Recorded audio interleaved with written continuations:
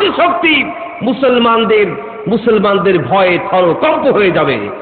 ও মুসলমানেরা, আসুন আমরা ঐক্যবদ্ধ হয়ে যাই, আমরা ষড়যন্ত্রের জাল ছিন্ন করি।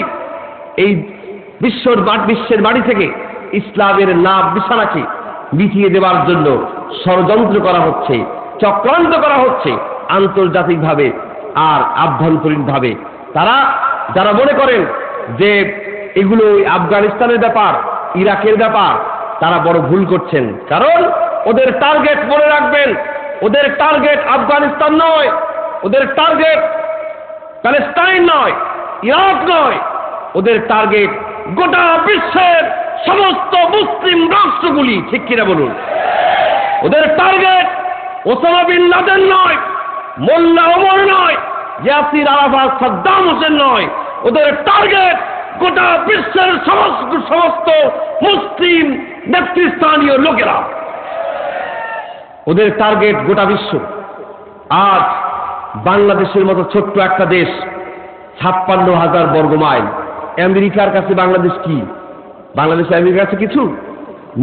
লক্ষের তলাও তো আমেরিকাকে যদি একটা দত্ত ধরি, তো সেই দত্তের নখের নিচেও তো জায়গা নেবে না। বাংলাদেশ এত ছোট। আমেরিকায় সেই টেক্সাস থেকে, ক্যালিফোর্নিয়ার টেক্সাস থেকে আমি অ্যারিজোনার স্টেটের মোবিল সিটি পর্যন্ত বিমানে জার্নি করেছি। হিউস্টনে ছিল স্টপ ওভার। এই জার্নিটা আমার ছিল 8 ঘন্টা। একটা দেশের ভিতরে 8 ঘন্টা সময় লেগেছে এক স্টেট থেকে আর এক স্টেট বিমানে, যেখানে জেদ্দা পর্যন্ত 6-7 ঘন্টা চলে যাওয়া যায় নন স্টপ এয়ারলাইন্সে। সেখানে এত সময় লাগলো। কত বিশাল দেশ! সেই দেশ বাংলাদেশকেও আর সহ্য করতে পারছে না। কারণ কি? এদিকেও কি আমরা বুঝতে পারি না ওদের টার্গেটটা আসলে কি? আমরা কি বাংলাদেশে কোনো আমেরিকানদের গায়ে হাত দিয়েছি? আফগানিস্তানের হামলা হলো, আমরা নিয়মতান্ত্রিকভাবে প্রতিবাদ জানিয়েছি, কিন্তু কেউ কোনো প্রমাণ দিতে পারবে না যে বাংলাদেশে আমেরিকান দূতাবাসে কেউ একটা মাটির ঢিলাও ছুঁড়ে মেরেছে, কোনো আমেরিকানের গায়ে টোকা মেরেছে। ওদের অসংখ্য তথ্য কেন্দ্র রয়েছে, অনেক প্রতিষ্ঠান আমেরিকানদের রয়েছে। এদের কোন জায়গায় হামলা হয়েছে, এর কোন নজির কি আছে? তারপরও বাংলাদেশকে ব্ল্যাক লিস্টেড করেছে, সন্ত্রাসী দেশ বলেছে। আসলে ওরা নিজেরাও ভালো করে জানে বাংলাদেশ সন্ত্রাসীদের দেশ নয়, বাংলাদেশ শান্তির দেশ, বাংলাদেশ শান্তিপূর্ণ গণতান্ত্রিক একটি রাষ্ট্র। ওরা এদেশকে মৌলবাদী দেশ বলে, ওরা সন্ত্রাসের রাষ্ট্র বলে। আসল ব্যাপার হচ্ছে সন্ত্রাস কোনো বিষয় নয়, সন্ত্রাস কোনো বিষয় নয়। মূল বিষয় হচ্ছে আমাদের প্রিয় জন্মভূমি বাংলাদেশ, পৃথিবীর দ্বিতীয় বৃহত্তম মুসলিম দেশ। বাংলাদেশের মাটি, দুর্জয় ঘাঁটি, এরাই হচ্ছে ওদের আসল বিষয়।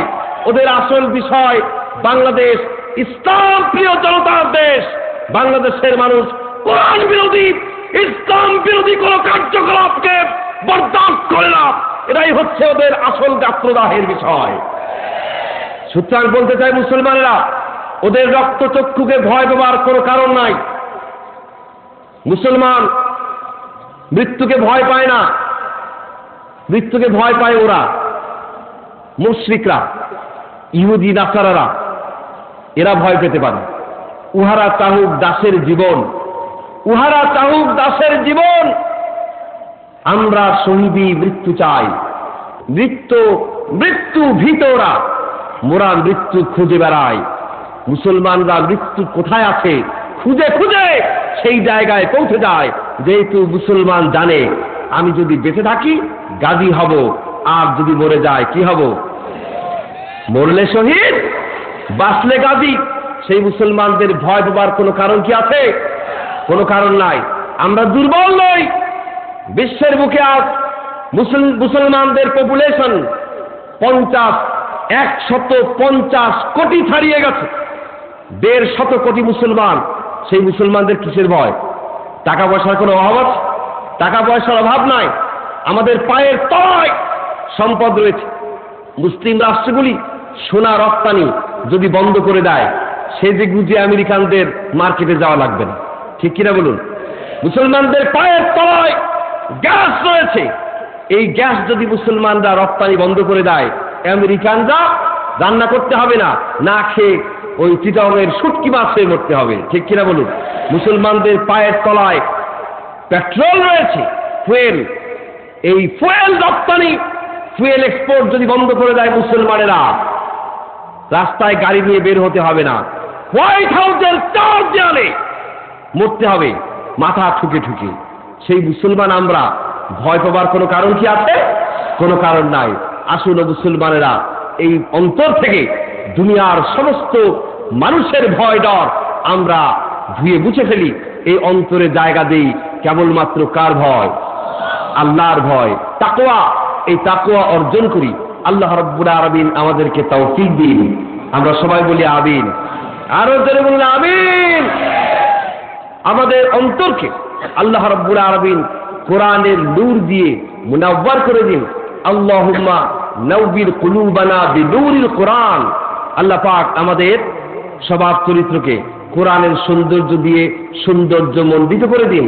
আল্লাহুম্মা যায়্যিন আখলাকানা বিজিনাতিল কোরআন। সবাই বলুন আমিন। আজ এ পর্যন্তই। আমি আপনাদের সকলের কাছ থেকে দোয়া চাই, আপনারা আমার জন্য প্রাণ খুলে দোয়া করবেন। আমি কোরআনুল কারীমের অতিশয় নগণ্য এক নবীন খাদিম। আল্লাহ পাক যেন আমাকে কোরআনের খেদমতে কবুল করে নেন। সাথে সাথে আমার পরম শ্রদ্ধেয় পিতার জন্য দোয়া চাই। আমি জানি আপনারা আমার পিতাকে প্রাণ দিয়ে ভালোবাসেন, যেহেতু তিনি কোরআনের খাদেম। সুতরাং এই দাবিতে, আমি আপনাদের এই ভালোবাসার দাবিতে আমি কামনা করব আরো বেশি বেশি করে আমার পরম শ্রদ্ধেয় পিতার জন্য দোয়া করবেন। আল্লাহ পাক যেন তাকে দ্বীনের খেদমতে, কোরআনের খেদমতের জন্য হায়াতে তাইয়্যিবা, সেহাতে কুল্লিয়া, সুস্বাস্থ্য এবং দীর্ঘ জীবন দান করেন।